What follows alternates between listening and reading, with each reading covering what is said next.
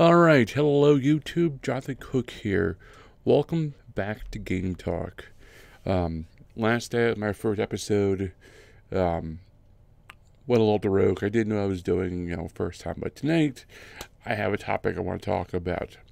My topic is the lack of secrets, Easter eggs, and, passwords in games nowadays.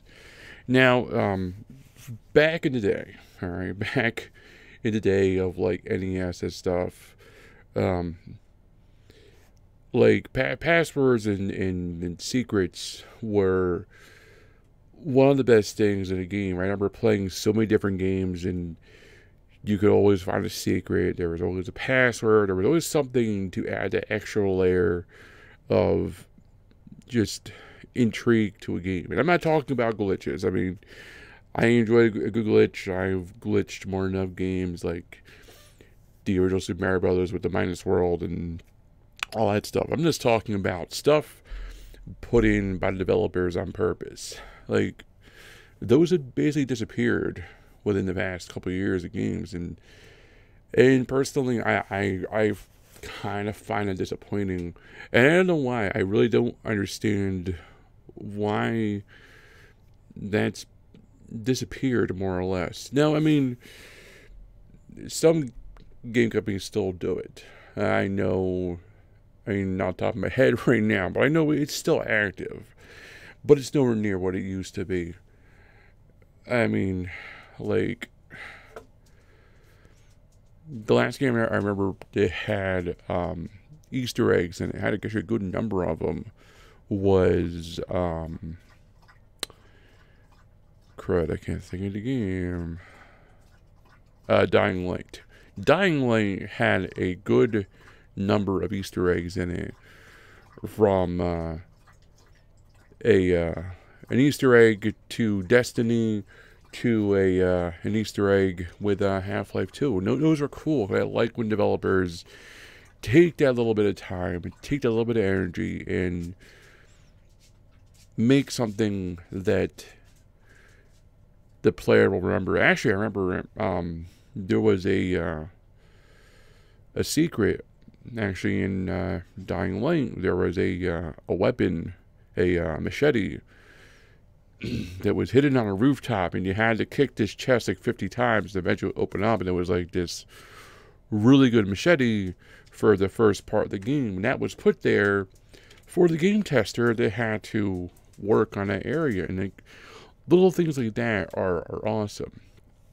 And a lot of times, like, secrets and glitches, I mean, not glitches, secrets are no more than tools that were used at the time to have the developers gain access. Like, a lot of times a secret is just the developer got bored. Alright, developer was like, hey, I'm going to do this. Nobody knows about it. I'm going to do it. That's fine. That's cool. I mean, one of the first Atari games, I think it was Adventure, the developer hid his name in the game, which back in the day, putting your name in the game was like unheard of. So, I mean, that was a cool secret that somebody found. But I don't know, like, anymore, it's just they're so hard to find. And I mean hard to find as in, where they are. It's just, for some reason, the industry has taken this turn where secrets and passwords and Easter eggs are just almost non-existent anymore. And I don't understand why that's a thing. I personally, I love secrets.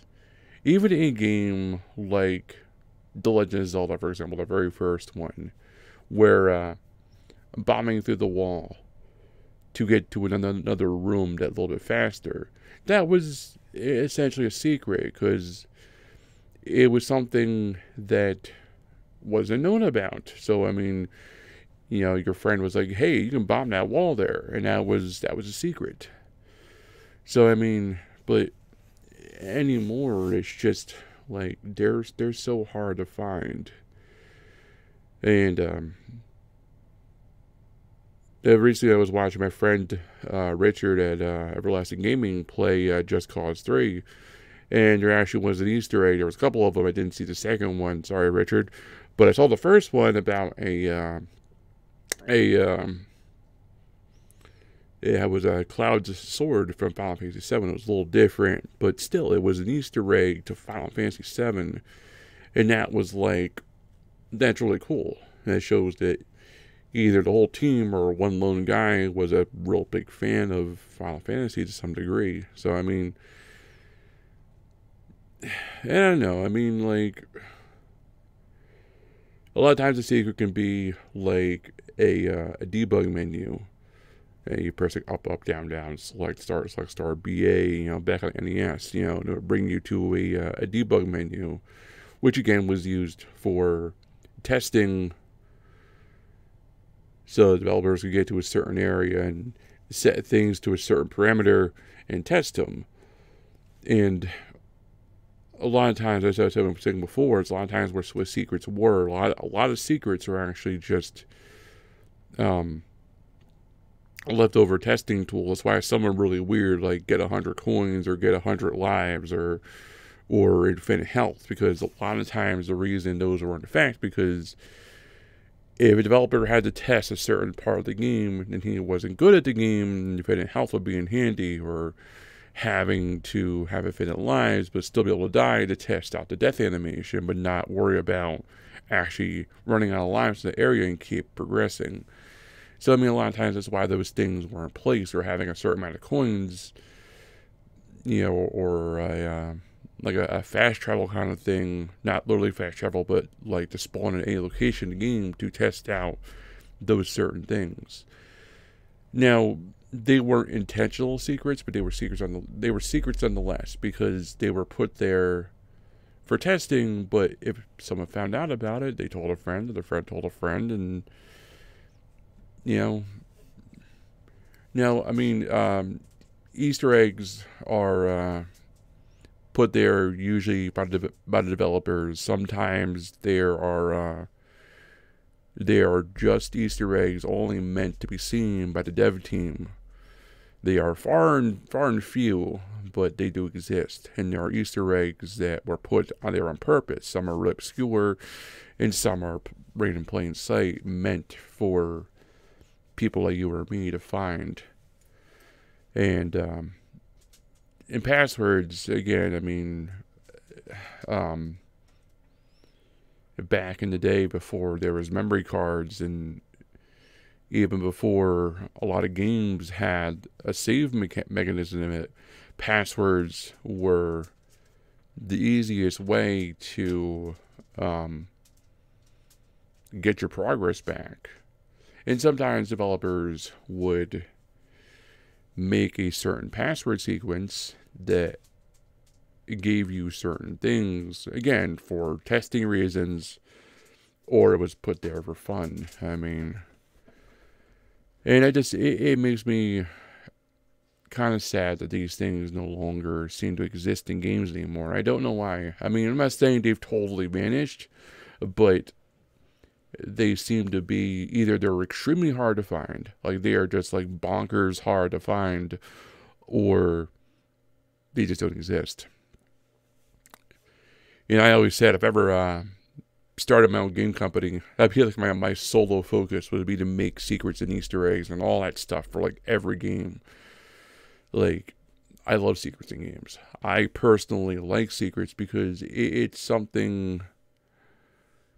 A lot of times it's something small. It's just like, it's like hidden money, or like for example, the secret in the end of God of War, the original God of War, where if you punched, I think it was the Ares statue, I believe, and you would get a number that you would call, and it was a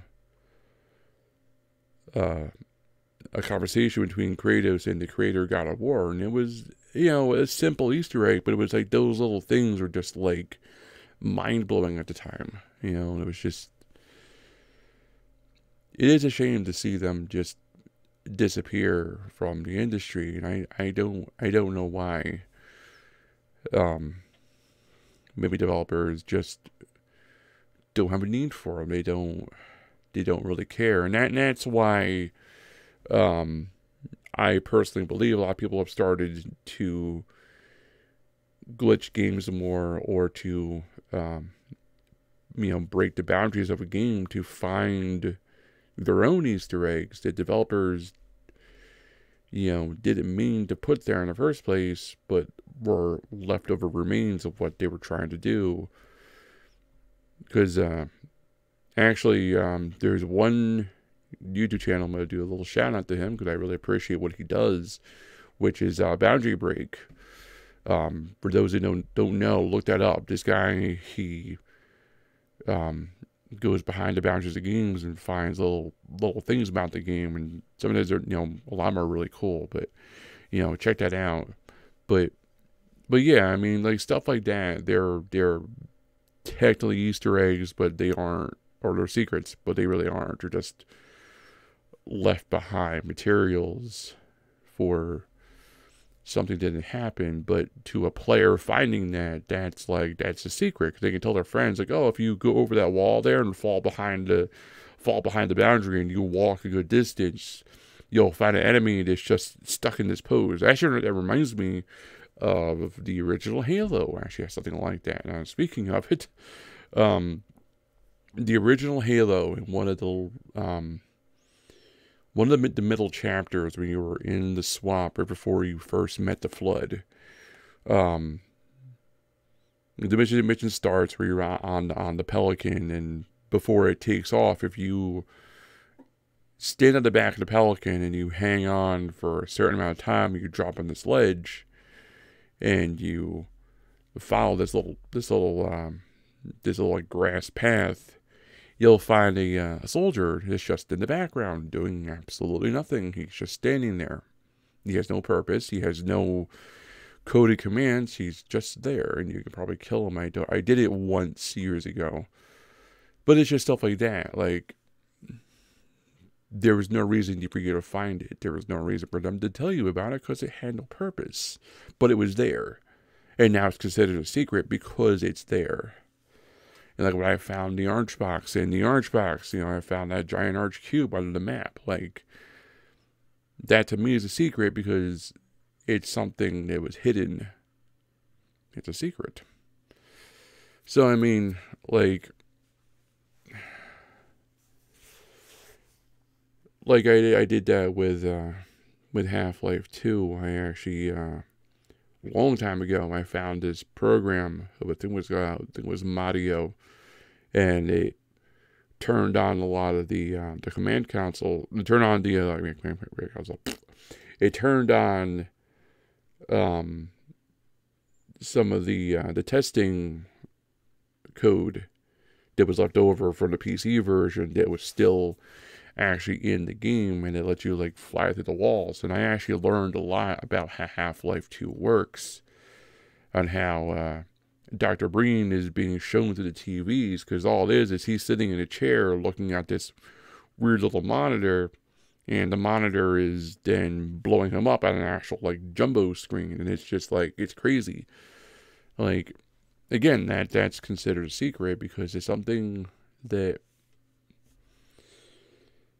but I'm getting off track here. But I was saying, I don't know why secrets, passwords, and all that have disappeared. I don't understand. And to me, it's a disappointment. It really is. It's a bummer that game developers, for one reason or another, said, we don't care enough.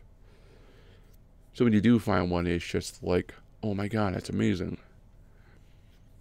I hope a lot of indie developers, hope some of them bring that back. That old way of gaming that I grew up with, and a lot of other people did. But I think like one of the earliest games, excuse me, one of the earliest games they had a fair amount of secrets in it. Actually, I'm wearing this shirt right now. Let me show you. Doo-doo-doo-doo. The original Legend of Zelda. The original Legend of Zelda had bombable walls in the overworld, and there was so many walls you can bomb. They were everywhere, and some were helpful, some were harmful. Like, some you can go into, and they were like, "Oh, here's some money," and some are like, "Oh, you blew up my door. I'm taking some rubies so you can, I can get a new door." And some were like helpful tidbits of information, some were not. Some were like money making games. But that little bit of wondering where things were, and if you found a secret, it just made everything a little better. Like, if you knew there was a heart container, like I knew where like most of the heart containers were, so I had a better health. But somebody that didn't know this had a harder time. And when they found out, they were like, "Wait a minute, you can bomb that, or you can burn that bush? Like, that's amazing." And I kind of believe that Nintendo itself, like, really put the limelight on like secrets and all that. Like, I think they were like one of the pioneers that when they had a secret, it was a good secret, because they knew that a secret meant you would tell a friend, and their friend might play the game in general just to find that secret for themselves. Or they might want to watch you play the game, and you're like, "Oh, Nintendo's really cool, I'm going to get my own." And, with games nowadays, it's the same thing. It's just so hard to find. Even like the Breath of the Wild. Yeah, I mean, don't get me wrong, it had its fair share of secrets. I mean, there was this one spot, this chest would fall from the sky, and it kept falling down this hill, like, repeatedly. I think it was more of a glitch than a secret, but still. And, people loved it, and people, shared on the internet, and they were like, "Oh, this is here, and this is here." And, I don't know, I think games that have secrets, and the fact they're there, but you don't know where they are, will make you want to play that game more. Or if you know there's an Easter egg and it's hard to get to, you'll want to find it. And I personally think that secrets and Easter eggs and passwords and all that made a lot of games that were essentially boring and made them 10 times better, because it fueled your imagination. It made you wonder what was around, and what was going to happen, and what you were going to find. And I think that's like the best thing about secrets and glitches and Easter eggs and all that, And I personally miss it. It's just, they say it's not gone, but it's seriously diminished in the gaming community. Right? I really don't know why. I would love to talk to an actual like a good development team and be like, "Hey, why aren't you guys doing secrets and all that?" I would love to hear, besides just, "Well, it doesn't sound cost effective." I want to hear an actual reason, like a legit, why aren't you doing this? Besides, does it make you money? You think it would, but why aren't they doing this anymore? I really honestly want to know. And like I said earlier, the only, all this is going to bring on to games is people then hacking the games to find things themselves, which isn't bad. But then, hackers find weaknesses in the system, and they learn how to homebrew, and they learn how to do all that stuff, and the game companies are freaking out. They start making patches, they start issuing updates to try and fix all this stuff they had no clue existed in the first place. So with them not doing this, sometimes it could have a very bad, a very adverse reaction, Because some people are just like, well, I know there's something there. I'm going to find it. It's like, yeah, there is something there. It's just not what you think. But yeah, let me know your input on this. I mean, let me know what you guys think. I mean, it's just me. Am I just nostalgic for the old days of all this? Or do you guys feel the same way about it? You know, I really want to know. I'm really curious. But, yeah, thank you so much for watching. I like doing these little, like, radio show kind of things. This is fun to do. I'm not sure what tomorrow night's topic is going to be, but I'll figure out something while I'm at work tomorrow. But yeah, thank you so much for watching, and I hope you have a great day or night.